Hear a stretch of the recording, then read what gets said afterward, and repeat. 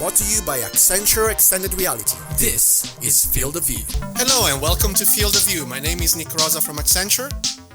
Hey, my name is Daniel Cogliani from AIXR. Now. And today we have a very special guest. We're going to talk about hacking. We're going to talk about the future of XR, but in particular we're going to talk about the most advanced VR headset on the market. Yeah, and there's some pretty interesting stuff on this because I've had an opportunity to as well get my hands on this hardware, and I can tell you it's pretty damn phenomenal in terms of what can be achieved with XR, and I guess it really gives you a glimpse into the future of where this industry should go. I mean, Nick, tell me a little bit more about this person we're speaking to today then. Well, his background is, he started being passionate about technology when he was very young. He was passionate about creative technology, and then he had a professional development in marketing, and then R&D in the mobile market, and then he started this amazing company that we're going to talk about today. Would you like to introduce our guest? Yeah, sure. It's Jussi Mäkinen, and I know that I was about to butcher that name so many times. But Jussi, welcome to Field of View. Hey, thank you so much. Super cool to be here talking with you, and happy to be part of the Field of View podcast. So, hey everyone, my name is Jussi Mäkinen, working for Varjo. Jussi, thanks so much for being with us today. Would you like to tell us a little bit about your role in Varjo and a little bit about your background? We usually ask to our guests a little bit about their origin story, so it would be good to have an introduction about your current role in Varjo, and maybe you can tell us a little bit more about your origin story and your background and what took you to be interested in extended reality. Yeah, sure. So I'm working as a chief brand officer at Varjo, and what I'm really doing is I'm working on making sure that our current products and our future products are something that are, first of all, phenomenal, of course, amazing, and that we are really as a company together trying to create the next phase of computing. What is an immersive computing in the future? And I'm working together with our designers, coders, product makers to really kind of define what is the future, the next big product that Varjo is gonna create. What are the experiences?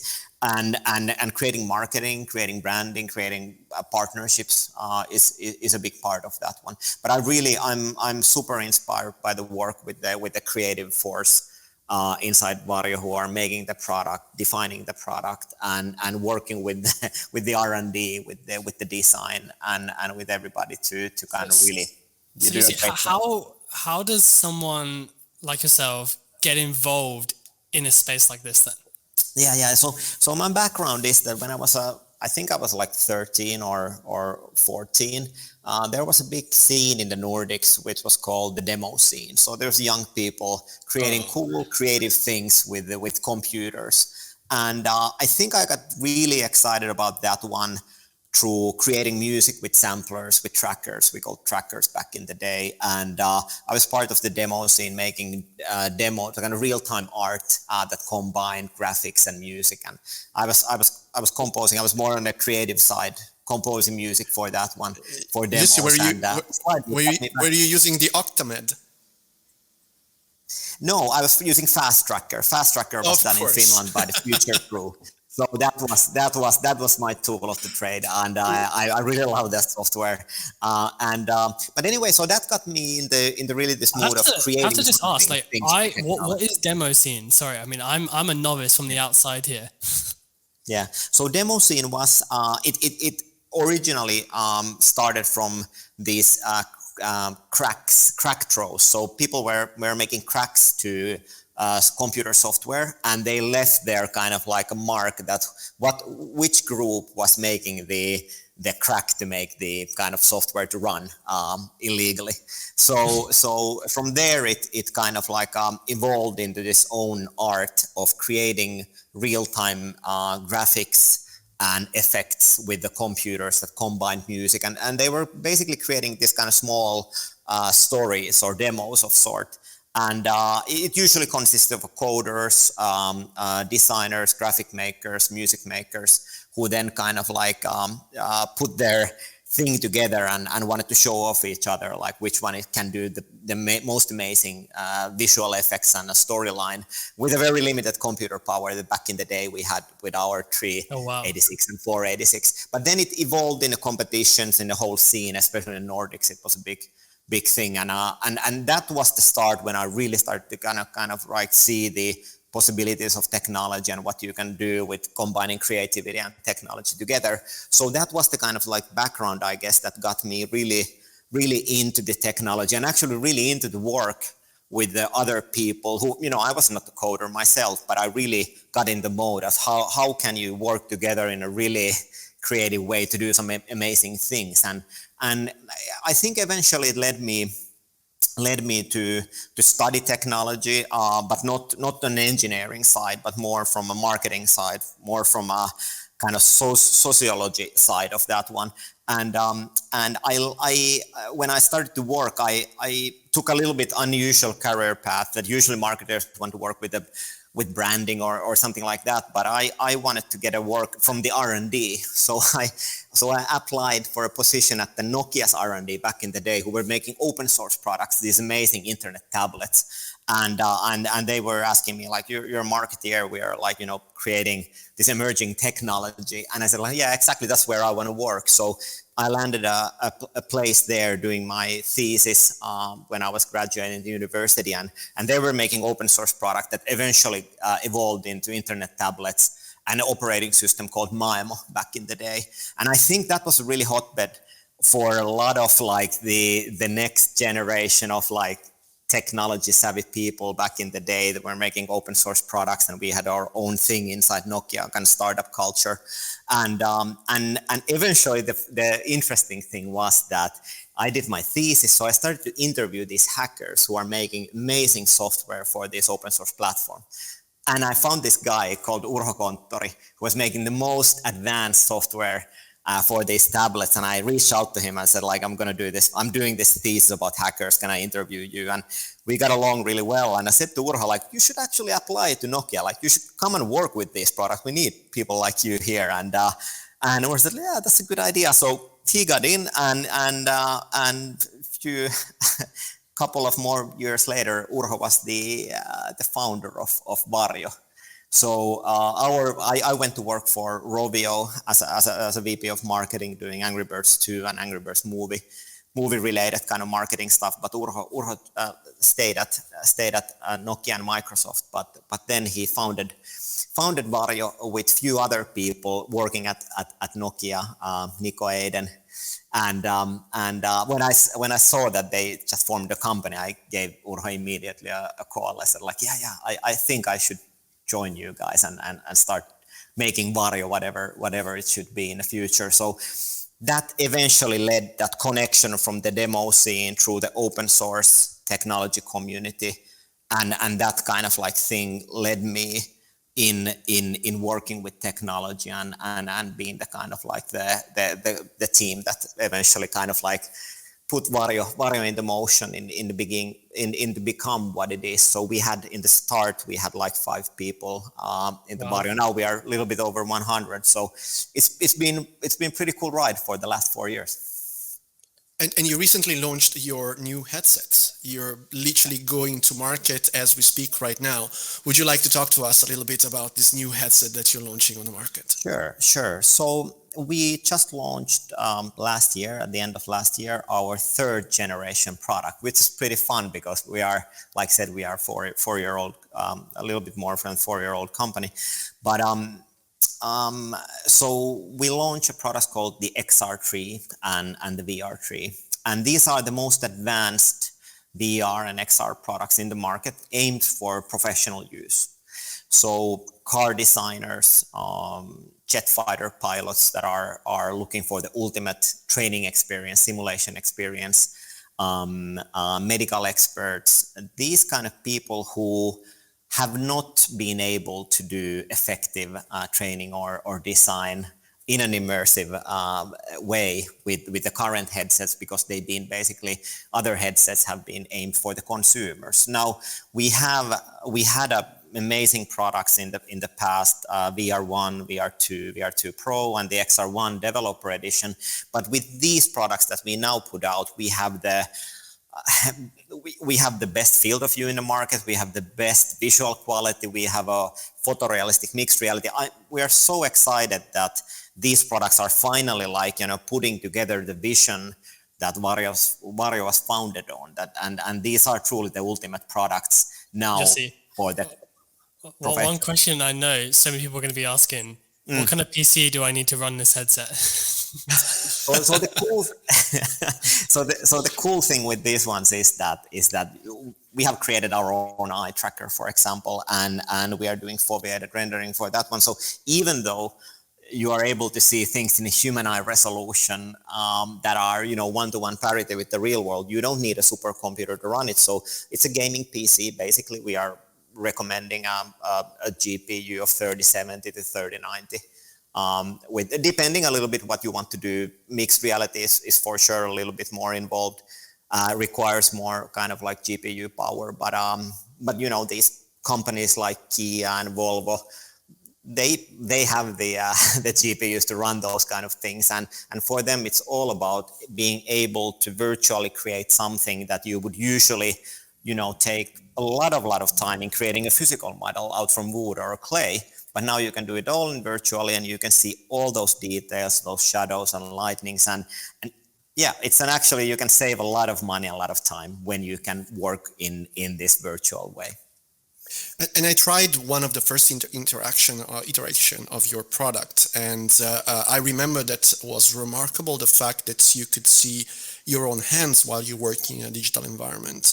Can you tell us a little bit more about how important is this into training scenarios? And especially, I know that you've been working very closely with aerospace and defense clients for this, like flight simulators and tank simulators and so on. Yeah. So the ability to use your own hands to control physical equipment is really, really important. Because what you don't want to do, you don't want to create negative training. So negative training means that when you are in virtual reality, you would do things differently than in flying a real, airplane or helicopter or a kind of like space rocket, for example. So in our ability to first of all track the hands, that we have perfect hand tracking, and then we have the ability to do mixed reality, so that you can see everything around you is simulated, is digital, but you can see still the real controllers in front of you. So we can do this truly mixed reality trainers, and that is the next generation of truly training. So we can create this kind of like a fully synthetic environment, but operate with the real controllers, and that is the game changer, because then, like very nicely, one of our users, Lockheed Martin, is saying that with this system you can train like you fly and fly like you train. So it's not creating a negative training, it's actually creating exactly the kind of feeling that you would be when you would be flying in real. And of course that is quite costly, and of course you still need to do it, but this is the kind of like the ultimate setup for achieving things that you in the past could only achieve by actually flying a real aircraft.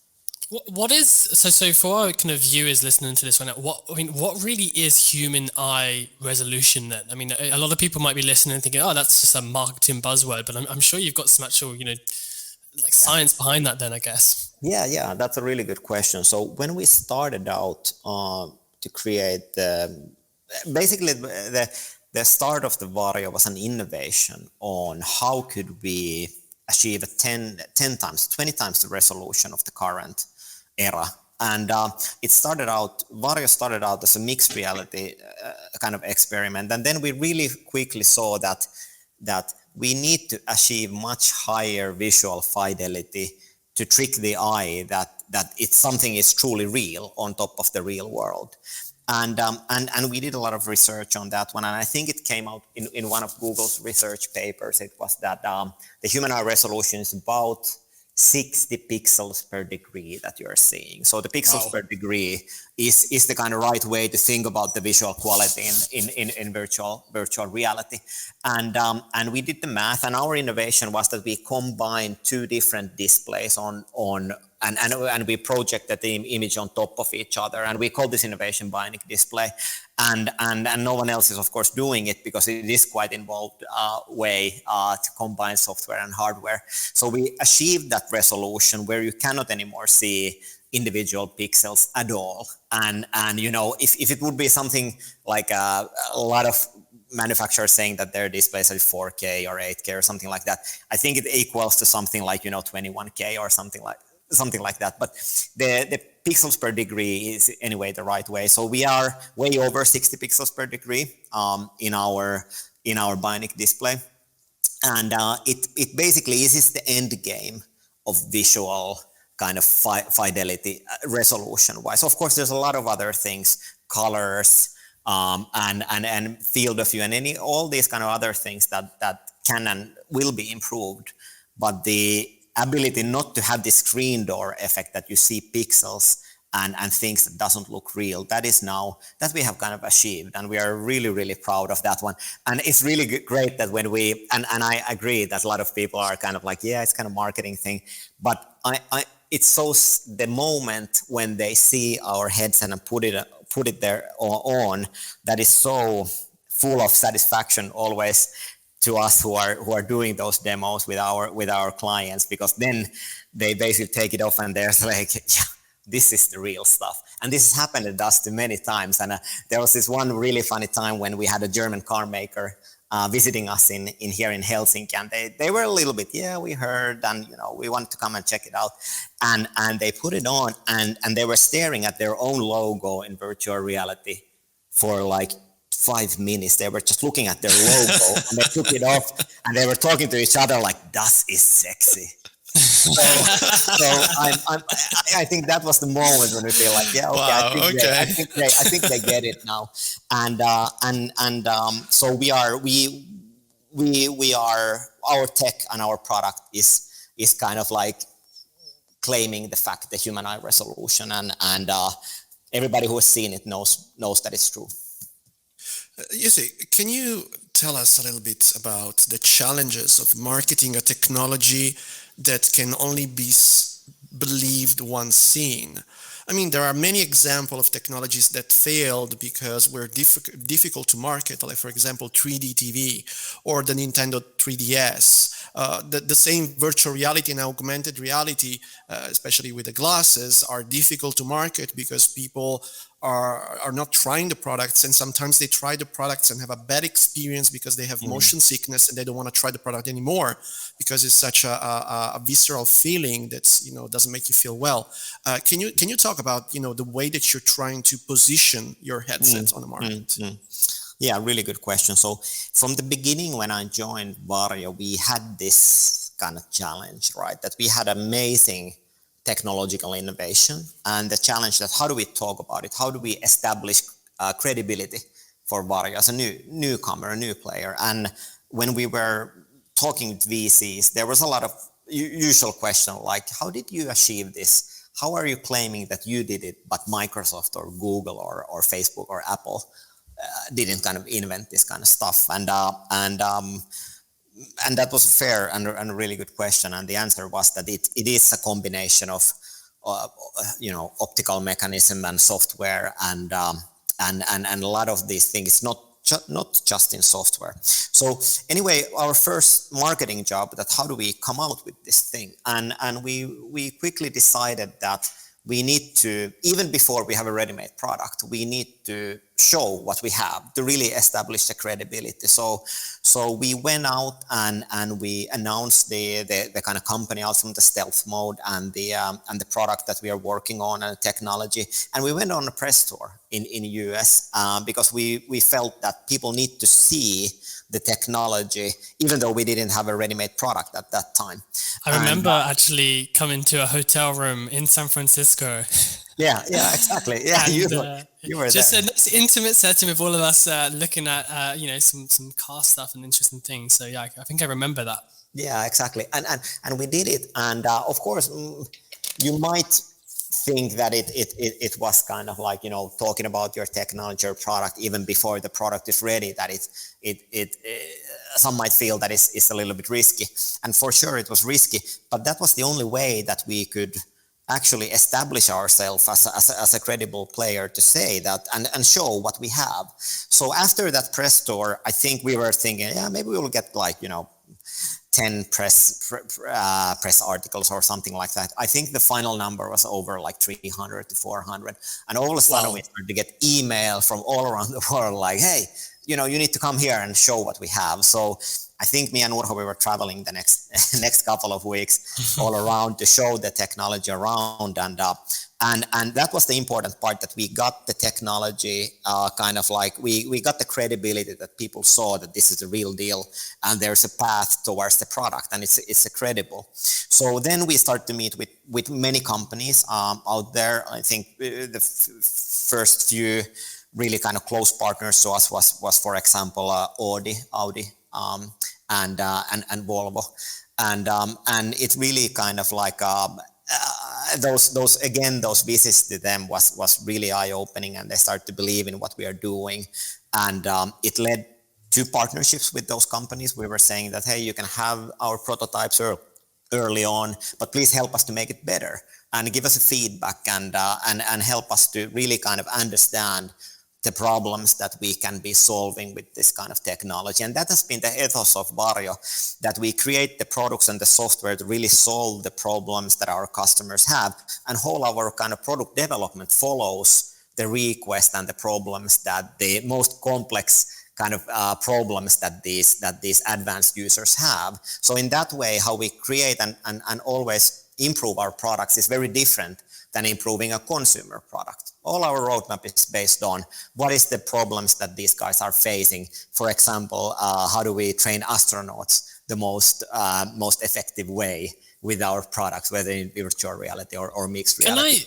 Can I just ask a question? So, I mean, you touched on it earlier. I mean, like, obviously, so you've got this marketing to businesses and consumers and things like that in that space. But I mean, like, also, I mean, it's no secret that raising investment as well for a hardware company more so than a software company is actually 10 times more difficult than that. So I mean, how does all of this factor into that process as well in terms of earlier on? Yeah, so of course, Varjo, if you think what makes our product possible, there is an hardware, like a physical, of course, headset that you wear, but what makes it actually kind of work, there's so much sophisticated pieces of integrating software and hardware. If you think about eye tracker that we created, it's our own eye tracker, right? So the whole algorithm around that one, how we have made our mixed reality, latency, almost kind of like that you don't anymore see the latency, how we capture the real world and how it's processed and mixed with the graphics. So it's a combination of hardware and software, whole our offering, and in that way it is not only a hardware thing that we are creating. Most of our R&D and engineers are actually creating software, but for sure there is the challenge of that one, because the product doesn't scale the same way. Could you maybe touch on, I guess, like so we're going to have a few developers and a few, I guess, like hardware startups and things like that maybe watching this. I mean, early days, I mean, what was it like the let's say like first week you're involved in this, and in the first month, like what is that like, what's it like back then? Yeah, it was really fun. Super fun. And we had this ethos that we want to, create something out of Varjo that no one has seen before. And we had this incredible innovation about the bionic display. And we had this vision that this is a mixed reality thing that we are creating. Even though our first product was virtual reality, the vision was always in mixed reality. And the vision was in a future of computers, how people are using computers.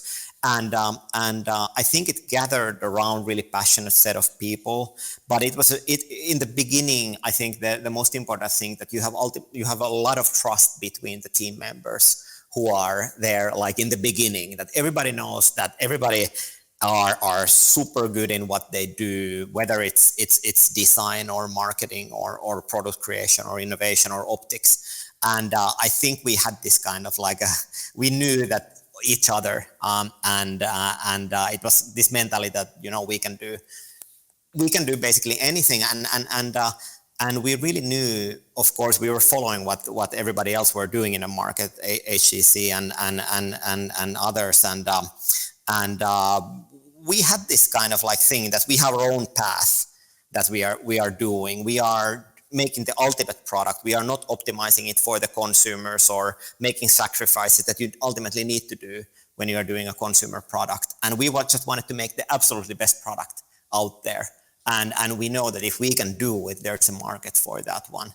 And that's what it kind of came out ultimately, the best product, the virtual reality and mixed reality product in the market. And then when we started to work with these companies in the very beginning and took them as a part of our kind of R&D, kind of co-created together with them the product and the value proposition and how do we market it, that was something that kind of like helped us to establish the position very differently. But it was a fun time, of course, like going around the world and showing that we are really doing something. I think so. There has been many proving the skeptics wrong. Yeah, exactly. So a lot of fun moments around that one. You see, you mentioned your past in the demo scene and hacking groups and so on, and also you mentioned your passion for open source software. How important is opening up innovation and software and platforms in a technology like extended reality that is literally in its infancy right now? Yeah. I feel that it's super important. I think one of the learnings from the history of technology is that it's most often not, it's actually the users who do innovate around technology and technology products. So you need to make a product that enables for that innovation, that is open for that innovation. And open source software is one way to do it, and there's many others ways to do it. And I think this is a very core of what we believe at Varjo. And that way, when you create a product, you want to create enablers around it that might lead to, you know, unexpected uses of the headset.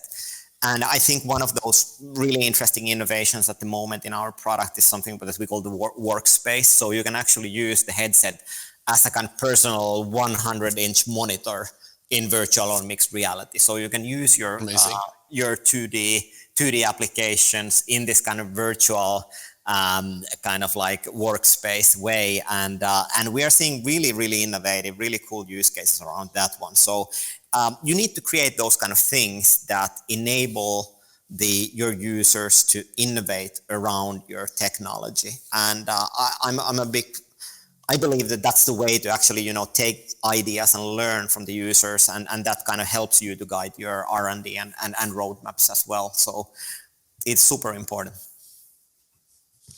I'm just wondering, like, so I mean, with all of this, I think, you know, there's a tendency for people to look at success stories and be like, hey, look, they went from 0 to 100 just like that. That's amazing overnight. But I guess the reality normally is it has its ups and downs, right? It's a roller coaster journey. I mean, this is probably contrary to you as a marketing person, but what were some of the failures along the way that you had to learn and overcome?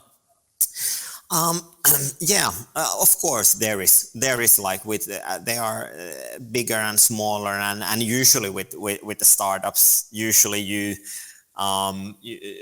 the failures that you want to avoid, that you make promises that you cannot keep, right? That is the failure of the collaboration between marketing and product management, that you either there are timetables or the product, what it can do. And I'm really proud that with Varjo we've been actually being able to deliver both on the schedule and on the product wise what we kind of have been promising. And but of course maybe those are the things that don't show outside so much of what where we have been maybe not being able to go so fast as we wanted, or so on. Maybe one thing, when the very beginning we were thinking of like who are the users of our technology in the future, and we were kind of like thinking like simulation design, and then we were thinking about this entertainment a lot, like location-based entertainment and so on. And I think that was something that I felt that we haven't yet been able to do a product that is like usable. It's something that kind of like solves the problem for the location-based entertainment in the right way, or it's been a little bit slower, the kind of like adoption curve there. And the other one is also that we are really looking forward to do even more things in the AEC, so construction and engineering and architecture and these kind of things. So, but in the end, you need to make choices when you are creating a product. So you need to have your focus areas, and it is just choices where you want to focus your thing. But many times you're thinking like, yeah, we should do faster and progress faster on many different fronts, but that's the smartness of course a good product management and marketing, that you need to focus where you want to do the most impact. Okay, so if you think about some failures, there have been demos, right? So we met with this early on when we had the prototypes, and we were visiting some big potential clients, and the headset just didn't start, or the prototype back in the day just didn't start right away. So those have been those moments. Okay, let's reboot and talk something and reboot. And but those are, I'm really proud that we have taken those risks, that we were really kind of like taking those risks and go out there and show the technology, and 95% of the times it worked, but of course in few times it didn't, and of course you wish that it would have worked like 100% of the time. But yeah, I do remember these small things, and they are in that moment it feels like, oh shit, it just doesn't work. It doesn't kind of like start to show the image, but that's part of the progress, and that's part of ultimate creating a success, that you are willing to fail, and accepting failure is one thing that you just need to accept. So we have done and make success more fun when it happens, right? Yeah, exactly. You can't always be at the top. No, and in the beginning you need to start from somewhere. And I have a question, because one of the things that you said caught my attention yesterday. I moderated a panel about location-based entertainment with our friends at Industrial Light and Magic and Marvel, and you're talking about location-based entertainment. The kind of technologies and innovation that come from the enterprise, and especially in aerospace and defense, very often bubble up and go to the consumer market, right? Yeah. So there's this kind of osmosis between the enterprise market and the consumer market. When the technology becomes affordable enough, then becomes available for the masses, and obviously these people will have access to this amazing retina human eye resolution displays. Do you see Varjo shifting their business in the future when the technology will be more accessible in terms of pricing for consumers, or do you think that Varjo will remain and will keep their idea of selling just to enterprise straight in the future? Mm-hmm. So very early on Varjo, we decided that we want to do the best product out there, and we were quickly to see that in order to do the best product, we needed to serve a focus group of people who had the need for the ultimate visual fidelity, and that's what we are doing. So we are focusing on professional. That said, exactly like you said, the technology does trickle down. We've been saying it from the beginning, and we are really following the market with a keen eye. And at that point, when we feel that there's a good enough reasons to think about new target groups, for sure we will do it. So I think it's like I think it's just smart to kind of like always think openly about the future. But it's all about creating the right product with the right proposition and right features at the right price. And at the moment, that place where we want to be is with the professionals for sure. But like I said, we are all enthusiasts about VR technology, where it's going, different products people are doing, and we are following that with a keen eye. So I will let you guys know when there's something. Oh to be. yes, please! I can't wait Yeah. to try flight simulator with the Varjo. Do Absolutely. you, do you know if you have any We are. consumer at all? So Sorry. I just wondered, do you know if you have any like non-enterprise users buying these headsets or anything like that? So there's a lot of, let's say, a lot of questions come to us for sure. Okay. So saying like, can we buy it? And at the moment, like, yes, you need a business ID. So we sell to the businesses. But what was interesting in my mind when we announced the XR3 and VR3, and by the way, we were able to create this VR3 and XR3. So they are our mantra when we were doing these products, were like half the price and double the performance. And that was true. So we were able to create products that are much more accessible than before to wider group of professional users. But when we announced these products, there were a lot of reviews and a lot of like creators on YouTube were reviewing our product and talking about our products and kind of like ideating around the products, and I think that was really interesting. To me, it just tells that there is need and kind of like the visual fidelity that you get. That kind of like the visual fidelity is the key to have this very immersive feeling, whether you're playing or doing kind of creative work inside VR or XR. So yeah, we are really. I think it's a great sign that there's interest towards Varjo's products in not only in professional kind of like users. So I think that's really interesting, and of course we talk with these people and we want to learn from them what they feel about our products. But I think Varjo's brand from the very beginning was a little bit unconventional B2B brand that that was my background, coming from the demo scene and coming from many other places, that we wanted to create a brand for Varjo that is, first of all, it's credible, but it is the kind of brand that is also aspirational. And the way that we design the products with this reflective front plate and everything, we want to make beautiful products because our job is to inspire, and beautiful things do inspire people to do amazing things, and so it is very holistic thinking brand wise that we are creating for Varjo, and we have been creating from the beginning. So I think it has also caught the attention of users outside of the enterprise world.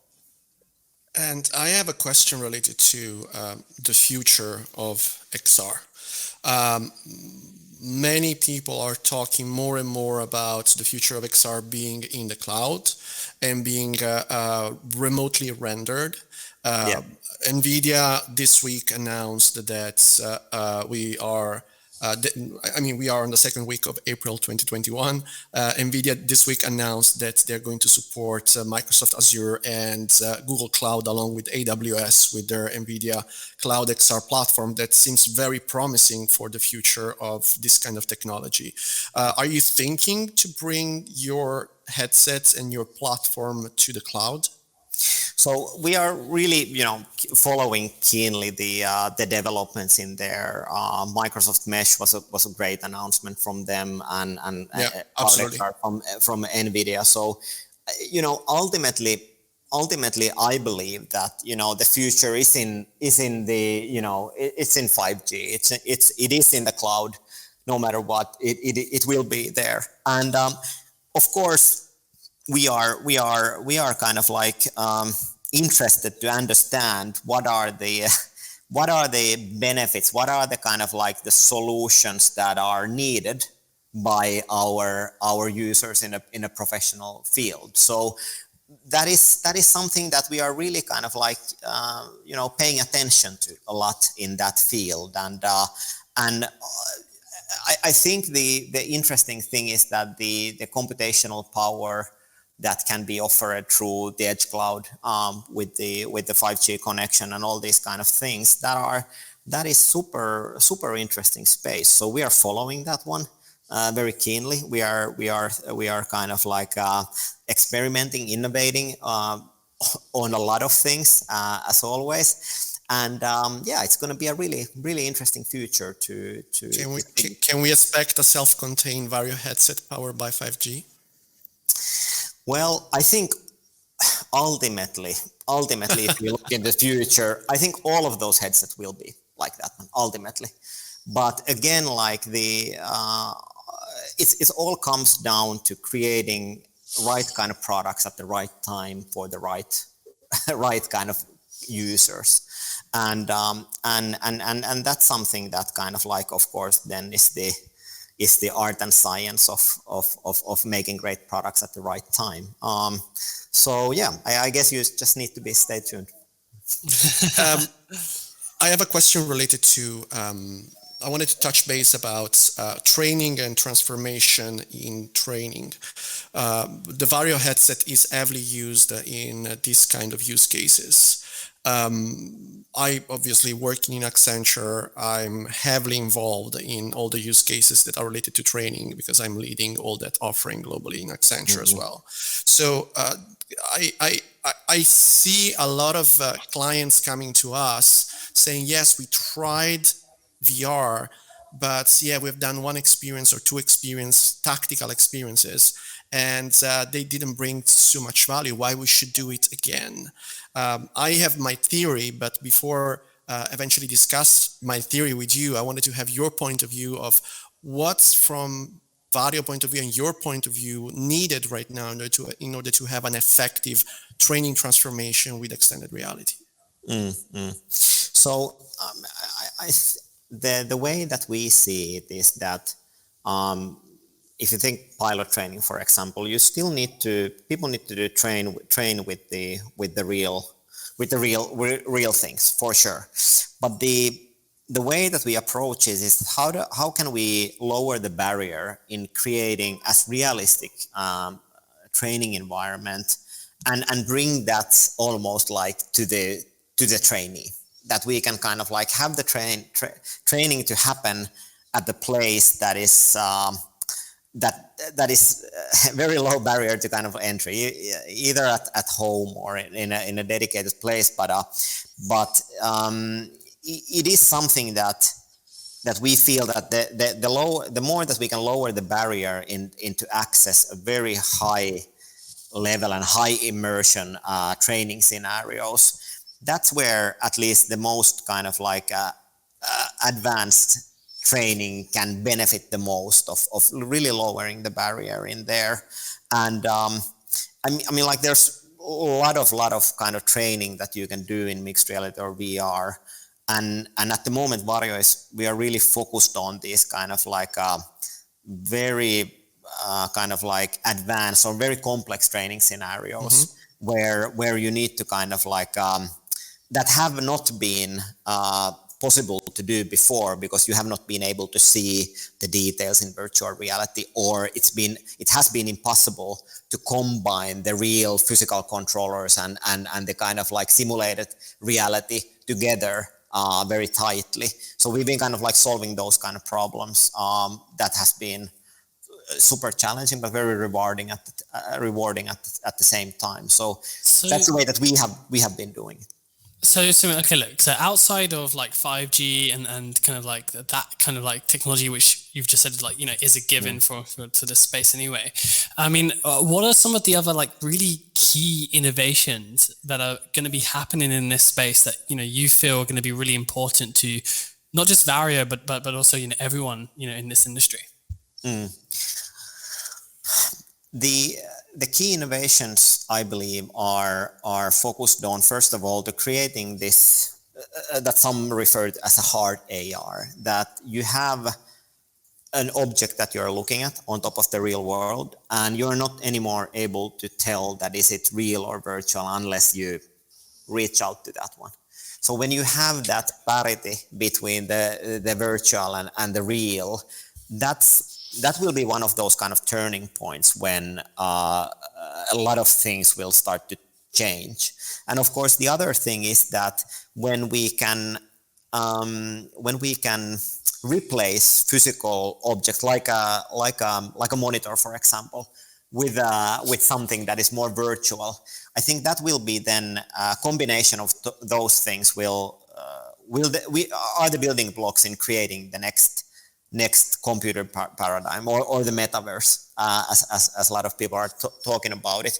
And the third thing I believe is that how can we make, especially in this pandemic that we are now living in, this new normal, that how can we kind of like how can we replace the time and location, or make the location kind of irrelevant where you are kind of working or where you are collaborating, and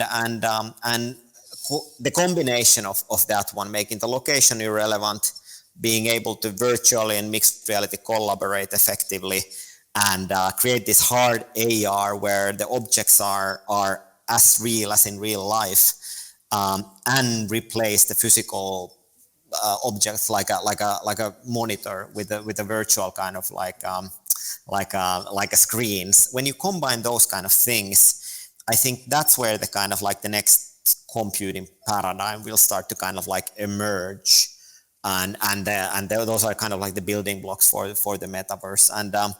And I think there's great innovation coming from all around the scene, from all the players in this industry. So I can feel that we are all in this together, all of approaching a little bit from a different angle and solving these issues. So I know that we're quite close to the recent product launch of the XR Freedom, but what would the XR4 look like then?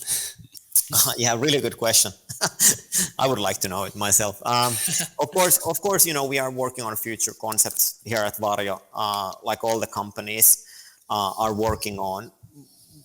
But it is truly I think the path that we are on with the XR3 is incredibly exciting. The pass through mixed reality that we are doing, unlike the optical see-through like Magic Leap or HoloLens, these are great, amazing products that I love them. But when you want the ultimate visual fidelity and immersion, that's where the pass through is really that, when you're looking at the car, again, it is just like a real car. So what I'm saying is that in order to achieve this, that you don't know anymore, is it real or not? I think that is the goal. That is one of those goals that we wanna hit. Of course, like technology will get smaller, and it will get lighter, and it will get eventually the cords will be cut. Eventually, for sure. I mean, like, no doubt about it that it will happen in the down in the future. But I think that it will be an interesting thing to contribute to the overall metaverse in the very unique Varjo way. How can we use the enablers that are in our product in order to enable this metaverse? And I think there are so-called kind of like a breadcrumbs in our products that are currently out there, and the things that they are currently able to do in how do we envision the future of the metaverse as well. That's great. I mean, with that as well. I mean, like, so we've got eye tracking right now, right? And we've got 5G on the horizon, all these things. What other things are like? Do we have like biometric data, like kind of like feeding into this outside of eyes, like, like heart rate, breath, like, all of the like perspiration, all of these other things that, I mean, you're telling me that you want to make the ultimate piece of hardware, right?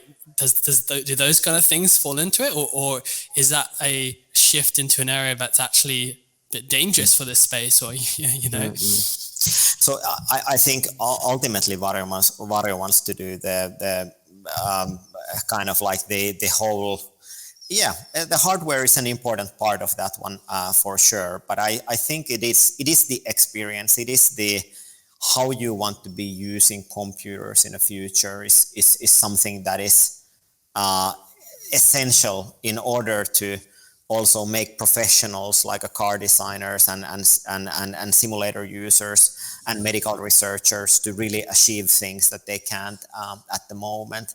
But it is a combination of many different factors how we are going there ultimately, and it is. I need to always think. I can see you trying hard not to reveal any important information. No, it's I was just today in a meeting where we think about the future, so I just need to reflect that back. Anyway, yeah. Maybe you can. Was there something? If I remember, can you repeat the question? Sorry. I was just talking about things like the importance of biometric data. Biometric data. Yeah, sorry. So the biometric, there has been now headsets out there with the biometric reading and data, and the way that we are approaching is that the eye tracking can give you a whole lot of really interesting information. Then of course, if you add third party kind of like things that can record your level of sweat or heart rate, you can get a whole lot of more biometric data through that one. But it is a kind of delicate balance of how involved does it need to be versus how easy it is just to kind of put it on and get that kind of data.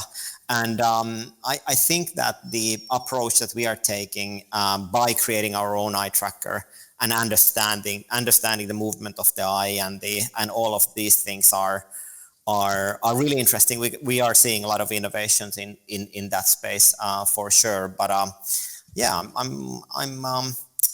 optimistic that the biometric data is interesting.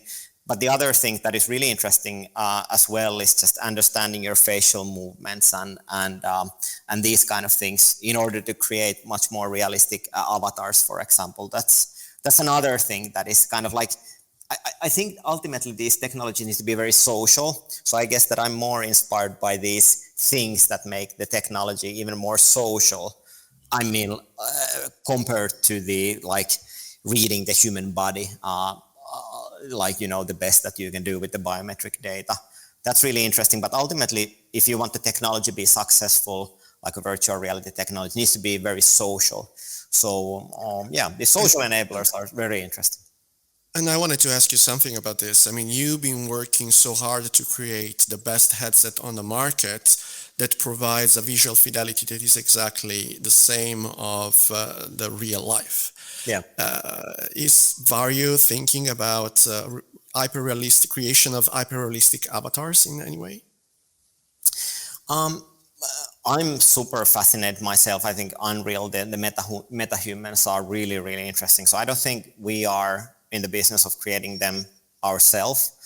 But of course, what I want to see is a walking meta-human on top of the real world with the XR3, because that's the goal, right? Exactly. That you can have that as real digital human on top of the real world that you can see in photorealistic image quality in full size, interacting with the environment. So that I'm really keen to see.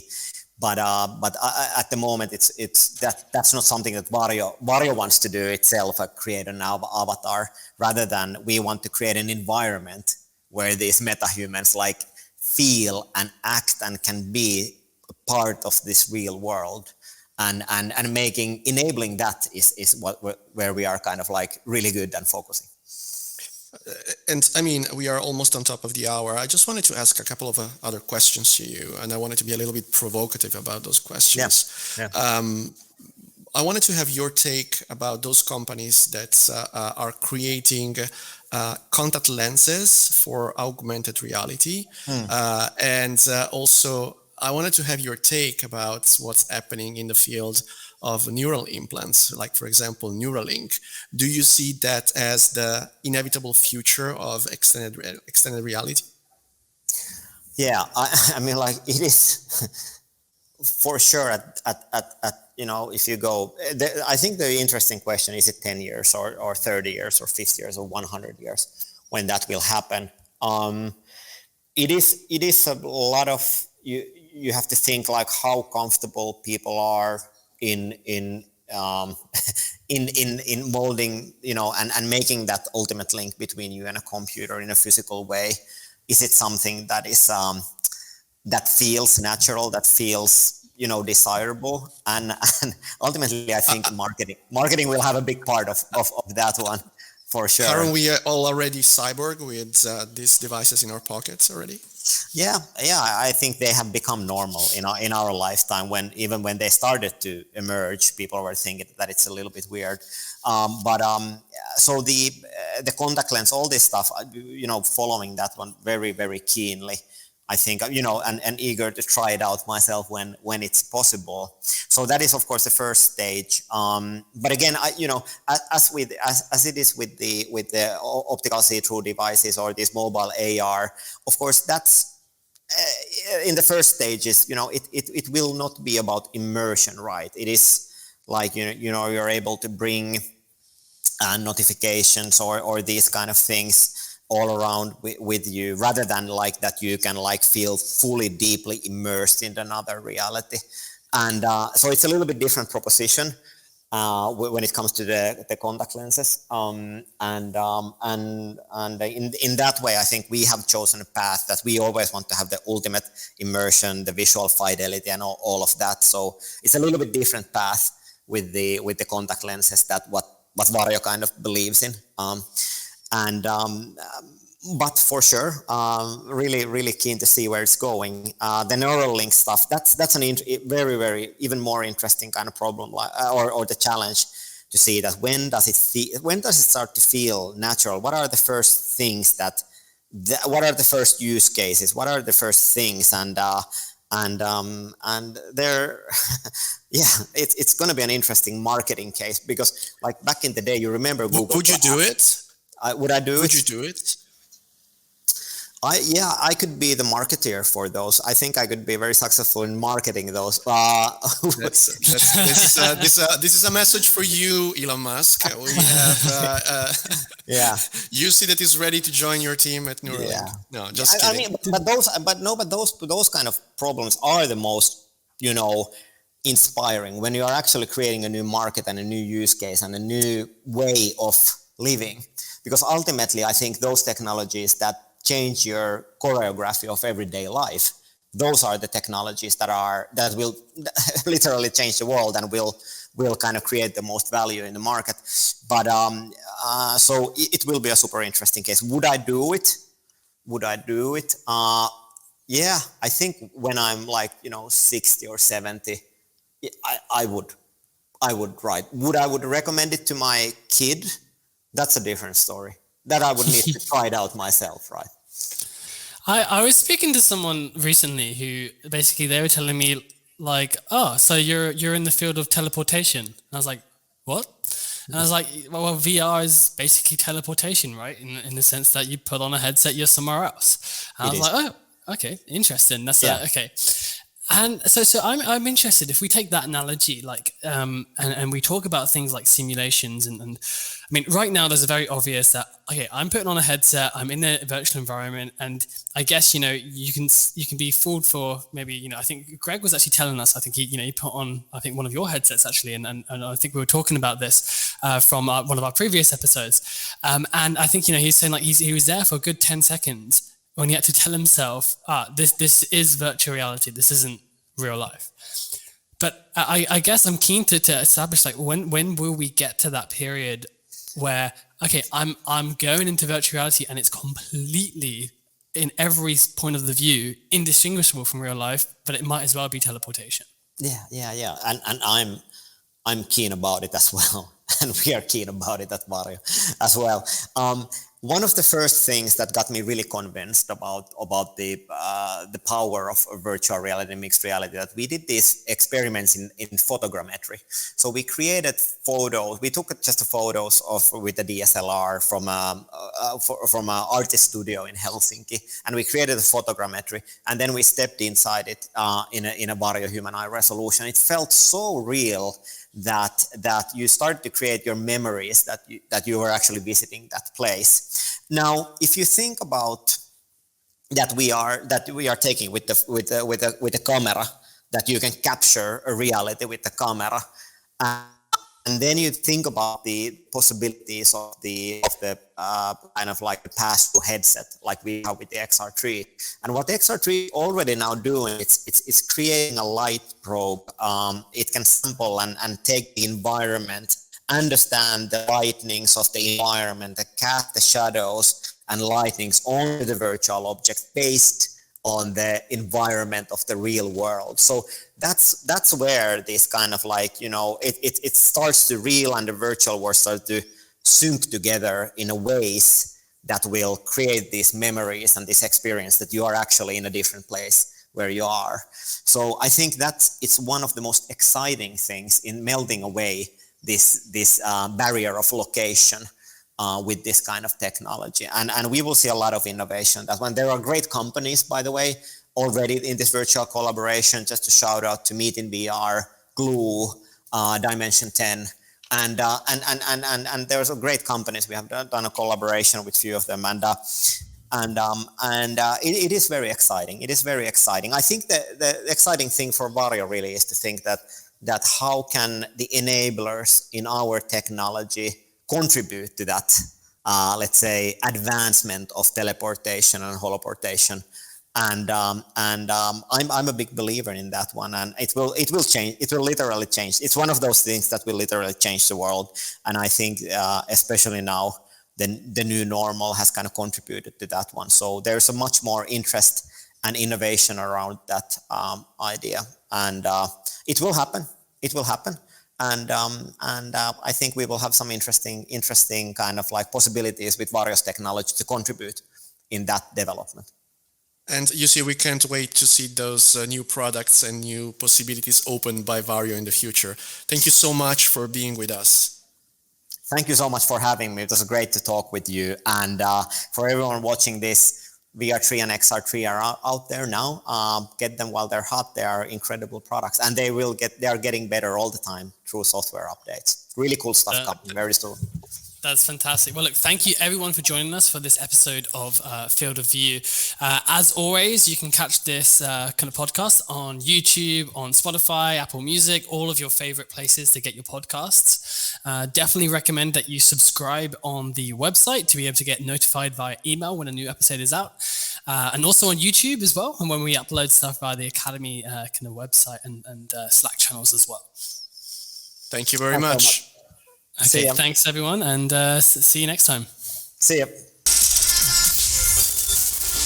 Through accessible insights, a solid network of support, and recognizing truly outstanding achievements near or far.